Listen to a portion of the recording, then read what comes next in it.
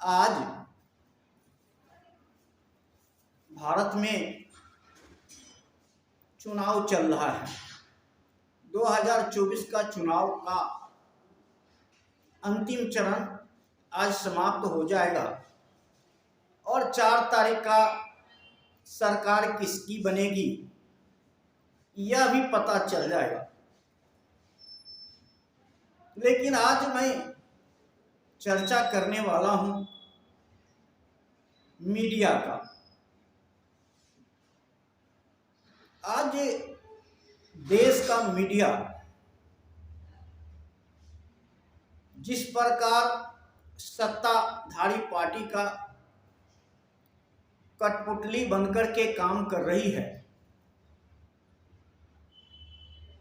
यह सबसे बड़ा 180 करोड़ 140 करोड़ जनता के लिए दुखदाई साबित होने वाला है। क्योंकि जितने भी मीडिया है वह कहीं ना कहीं सत्ताधारी पार्टी के लिए काम कर रही है। अभी तक यह सुनते आए थे कि मीडिया एक स्वतंत्र इकाई है और लोकतंत्र को बचाने में मीडिया को सबसे महत्वपूर्ण जिम्मेवारी है। साथ ही मीडिया जनता की आवाज उठाती है और लोकसभा में पहुंचाने का काम करती है। लेकिन आज जिस प्रकार मीडिया का काम रहा है और कतई नहीं कहा जा सकता कि मीडिया लोकतंत्र का प्रहरी है। कभी हम यह नहीं कह सकते 140 करोड़ जनता का हिमायती कर रहा है। ऐसा क्यों कर रहा है, इस पर भी हमें सोचना पड़ेगा। आज सत्ताधारी पार्टी 140 करोड़ जनता का काम नहीं कर रही है। काम किसको कर रही है? पूंजीपतियों की काम कर रही है सरकार। अडानी अंबानी का काम कर रही है सरकार। और जितने भी मीडिया है उसी कैटेगरी में आता है। पूंजीपतियों के अंदर काम कर रही है मीडिया। इसलिए वह सत्ताधारी पार्टी को और पूंजीपतियों को बचाने का हर संभव कोशिश कर रही है। 140 करोड़ जनता का इसका कोई परवाह नहीं है। लोकतंत्र का कोई चिंता नहीं है। आज बीजेपी मोदी जी जिस प्रकार चुनाव के दरमियान लोकतंत्र को धज्जियां उड़ाने का काम किया है, आचार संहिता का धज्जियां उड़ाने का काम किया है और इसका प्रचार प्रसार करने का काम मीडिया ने किया है। विपक्ष को घोषणा पत्र को छिपाने का काम किया है और मोदी का धर्म का, हिंदू मुस्लिम का मुद्दा, गाय भैंस का मुद्दा, मंगलसूत्र का मुद्दा और आज ज्ञातवास का मुद्दा पूरे मेन हेडिंग में दिखाई पड़ता है।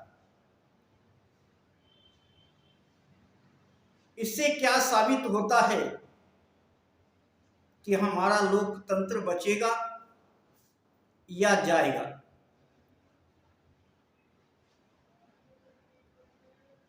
राहुल गांधी ने ठीक ही कहा है कि 70% संपत्ति पर 22 पूंजीपतियों का अधिकार हो गया है और हमारे देश को पूंजीपतियों ने बंधक बना लिया है, लोकतंत्र को बंधक बना लिया है। आज हमारा समाज 140 करोड़ जनता 22 पूंजीपतियों को छोड़ करके इनके गुलाम बन चुके हैं और जनता को बहकाने, फुसलाने, भरमाने का जो षड्यंत्र हो रहा है, पाखंडवादियों द्वारा जो जनता को भूल भुलैया में घुमाने का प्रयास किया जा रहा है, वह संविधान और देश के लिए खतरा दिखाई पड़ता है। आने वाला चुनाव हो सकता है,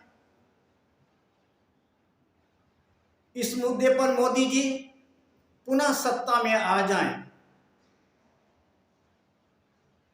लेकिन जब अंग्रेजों से जनता ने लड़ करके आजादी लिया था तो इन पूंजीपतियों से भी लड़के आर्थिक आजादी लेने का काम करेगा, ऐसा आगे दिखाई पड़ रहा है। सरकार विपक्ष को समाप्त करके तानाशाह सरकार चलाना चाहती है। आज जिस प्रकार ईडी सीबीआई के द्वारा विपक्ष को दबाने का कोशिश किया गया चुनाव के वक्त में, आज भी बहुत सारे लोग, नेता जेल में पड़े हुए हैं।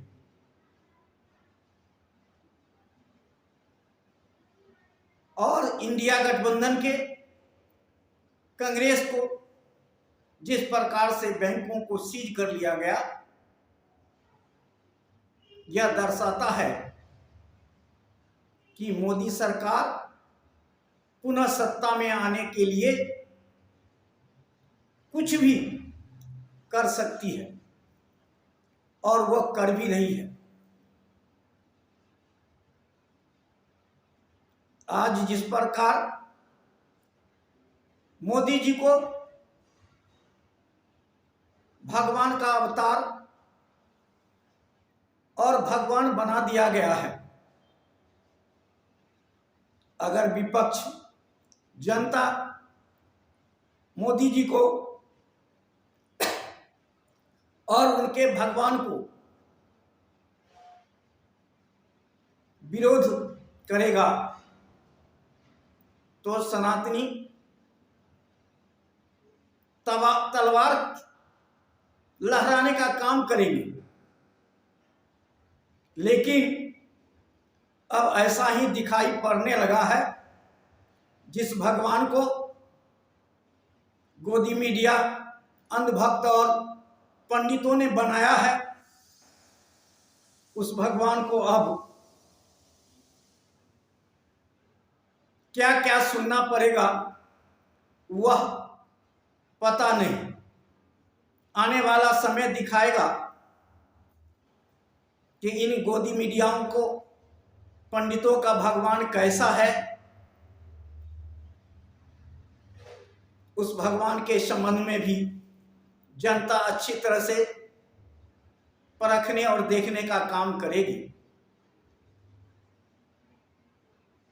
हम आपको अब लोकतंत्र को बचाने के लिए आगे तैयार रहना पड़ेगा, ऐसा दिखाई पड़ता है। पहले भी जेल जाने से, जब आज़ादी चाहते हैं तो जेल जाना ही पड़ेगा। आर्थिक आज़ादी चाहते हैं तो भी जेल जाना पड़ेगा। आज विपक्ष जेल में जा रहा है, कल जनता को भी जेल में जाना पड़ेगा, ऐसा संकेत दिखाई पड़ता है। लेकिन हम आपसे आशा करेंगे कि लड़ेंगे तभी जीतेंगे, लड़ेंगे तभी जीतेंगे, लड़ेंगे तभी जीतेंगे। इसी आशा के साथ जय हिंद, जय भारत।